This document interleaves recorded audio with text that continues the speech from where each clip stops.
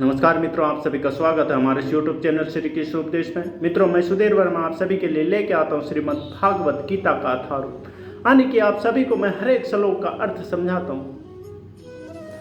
मित्रों, यह इसलिए आवश्यक है क्योंकि श्री कृष्ण कहते हैं कि अगर आप इस जन्म में अपना ज्ञान, अपना कर्तव्य को नहीं समझ पाए तो आपको इसके लिए अगला जन्म लेना पड़ेगा, और उस जन्म में भी नहीं समझ पाए तो उसके अगला जन्म आपको लेना पड़ेगा, लेकिन आपको समझना ही पड़ेगा। चाहे आप आज समझिए या कल समझिए, आपको समझना ही पड़ेगा। इसीलिए मित्रों, आप सभी से निवेदन है कि आप सभी इसे जो भी देखते हैं, सुनते हैं, वह पूरा और कंटिन्यू सुने, कंटिन्यू समझें। मित्रों, 10 मिनट के लिए टाइम निकालना आपके लिए बड़ी बात नहीं होगी, और अगर ऐसा है भी तो आप से निवेदन है कि आप इसे सुन के, थोड़ा बहुत सुन के आप अपना टाइम व्यर्थ ना करें, इससे कोई लाभ नहीं होने वाला है। तो मित्रों, आइए आज हम चलते हैं कर्म अध्याय 5 श्लोक नंबर 16, 17 और 18 को जानते हैं, जो इस प्रकार है। श्री भगवान वाच, किंतु जब कोई उस ज्ञान से प्रबुद्ध होता है जिससे अविद्या का विनाश होता है, तो उससे ज्ञान से सब कुछ उसी तरह प्रकट हो जाता है जैसे दिन में सूर्य से सारी वस्तुएं प्रकाशित हो जाती है। तत्पर मित्रों, जो लोग कृष्ण को भूल गए हैं वे निश्चित रूप से मोहग्रस्त होते हैं, किंतु जो कृष्ण भावना भावित है वे नहीं होते। भागवत गीता में कहा गया है, सर्व ज्ञान पालेना ज्ञानीना सर्वकामिना तथा ना ही ज्ञानेना सदसमा। ज्ञान सदैव संपन्न है, और वह ज्ञान क्या है? श्री कृष्ण के प्रति आत्मसमर्पण करने पर ही पूर्व ज्ञान प्राप्त होता है। जैसे कि गीता में 7.19 में ही कहा गया है, बाहुना जन्मान्ते ज्ञानवानमा परपद्धते।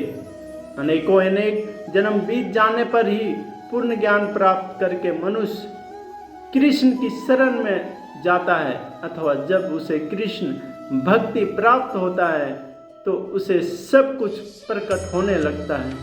जिस प्रकार सूर्योदय होने पर सारी वस्तुएं दिखने लगती है, जीव नाना प्रकार के मोहग्रस्त होते हैं। उदाहरणतः जब वह अपने को ईश्वर मानने लगता है तो वह अविद्या के पास में जा गिरता है। आदि जीव ईश्वर है तो वह अविद्या से कैसे मोहग्रस्त हो सकता है? मित्रों, क्या ईश्वर अविद्या से मोहग्रस्त होता है? आदि ऐसा हो सकता है तो फिर अविद्या या शैतान ईश्वर से बड़ा है। वास्तविक ज्ञान उसी से प्राप्त हो सकता है जो पूर्णतः कृष्ण भक्ति,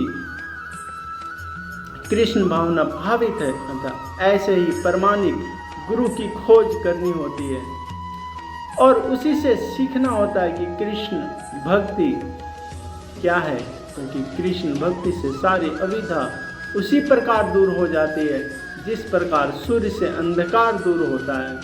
भले ही किसी व्यक्ति को इसका पूरा ज्ञान हो कि वह शरीर नहीं अपितु इससे परे है, तो भी हो सकता है कि वह आत्मा तथा परमात्मा में अंतर ना कर पाए, किंतु आदि वह पुण्य प्रमाणिक कृष्ण भावना भावित गुरु को शरण ग्रहण करता है तो वह सब कुछ जान सकता है। ईश्वर प्रतिनिधि से भेंट होने पर ही ईश्वर तथा ईश्वर के साथ अपने संबंध को सही जान सकता है।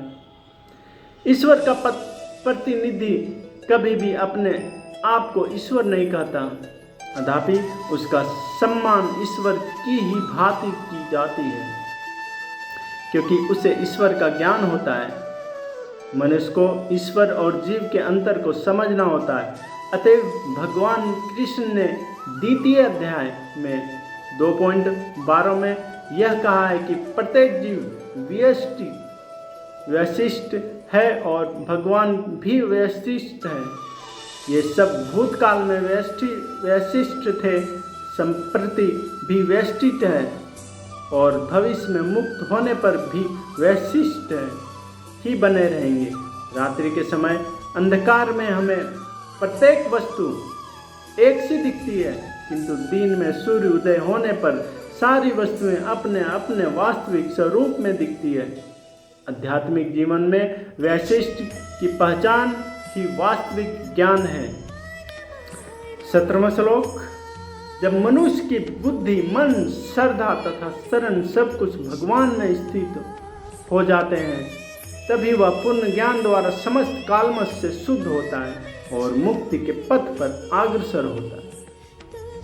तत्पर मित्रों, परम दिव्य सत्य भगवान कृष्ण ही है।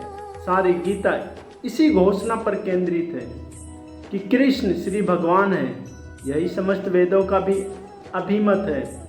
पर तत्व का अर्थ परम सत्य है, जो भगवान को परमात्मा तथा भगवान के रूप में जानने वाले के द्वारा समझा जाता है। भगवान ही इस परतत्व की प्रकाष्ठा है, उनसे बढ़कर कुछ नहीं है।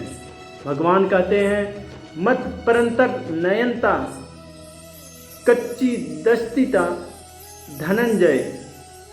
कृष्ण निरंकार ब्रह्म का भी अनुमोदन करते हैं, ब्राह्मणों ही प्रतिष्ठातम।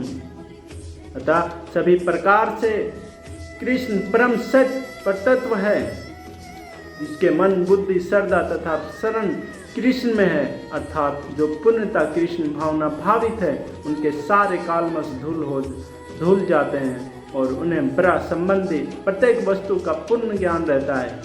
कृष्ण भावना भावित व्यक्ति भली भांति समझ सकता है कि कृष्ण में द्वैत है, एक साथ एकता तथा भिन्नता, और ऐसे दिव्य ज्ञान से युक्त होकर वह मुक्ति पथ पर सुस्थिर प्रगति कर सकता है। 18वां श्लोक। विनम्र मधु साधु पुरुष अपने वास्तविक ज्ञान के कारण एक विद्वान तथा विनीत ब्राह्मण, गाय, हाथी, कुत्ता तथा चंडाल को सम्मान दृष्टि स्वभाव से देखते हैं। तत्पर मित्रों, कृष्ण भावना भावित व्यक्ति कभी योनि या जाति में भेद नहीं मानता। सामाजिक दृष्टि से ब्राह्मण तथा चंडाल भिन्न भिन्न हो सकते हैं, अथवा योनि के अनुसार कुत्ता, गाय तथा हाथी भिन्न हो सकते हैं, किंतु विद्वान योगी की दृष्टि में ये शारीरिक भेद अर्थात हीन होते हैं। इसका कारण परमेश्वर से उनका संबंध है। परमेश्वर परमात्मा रूप में हर एक के हृदय में स्थिर है। परम सत्य का ऐसा ज्ञान वास्तविक अर्थात ज्ञान है। यह तथा जहाँ तक विभिन्न जातियों या विभिन्न ओनियों में शरीर का संबंध है, भगवान सबों पर समान रूप से दयालु हैं, क्योंकि वे प्रत्येक जीव को अपना मित्र मानते हैं। फिर भी जीव की समस्त परिस्थितियों में वे अपना परमात्मा स्वरूप बनाए रखते हैं। परमात्मा रूप में भगवान चंडाल तथा ब्राह्मण दोनों में उपस्थित रहते हैं। तथापि इन दोनों के शरीर एक से नहीं होते। शरीर तो प्राकृतिक के गुणों के द्वारा उत्पन्न हुए हैं, किंतु शरीर के भीतर आत्मा तथा परमात्मा समान आध्यात्मिक गुण वाले हैं, परंतु आत्मा तथा परमात्मा ही यह समानता उन्हें मात्र तामक दृष्टि से समान नहीं बनाती, क्योंकि वैशिष्ट आत्मा किसी विशेष शरीर में उपस्थित होता है, किंतु परमात्मा प्रत्येक शरीर में है। कृष्ण भावना भावित व्यक्ति को इसका पूर्ण ज्ञान होता है, इसलिए वह सचमुच ही विद्वान तथा समदर्शी होता है। आत्मा तथा परमात्मा के लक्षण समान है, क्योंकि दोनों चेतना शाश्वत तथा आनंदमय है, किंतु अंतर इतना ही है कि आत्मा शरीर की सीमा के भीतर सचेतना रहता है, जबकि परमात्मा सभी शरीरों से सचेतन है। परमात्मा बिना किसी भेदभाव के सभी शरीरों में विद्यमान है। तो मित्रों, 3 श्लोक पूरा हुआ। आप सभी हमारे साथ बने रहने के लिए धन्यवाद। चैनल को सब्सक्राइब करें, लाइक करें और शेयर करें, और ज़्यादा से ज़्यादा मित्रों तक पहुंचाने की कृपा करें और पुण्य का भागी बने। धन्यवाद मित्रों।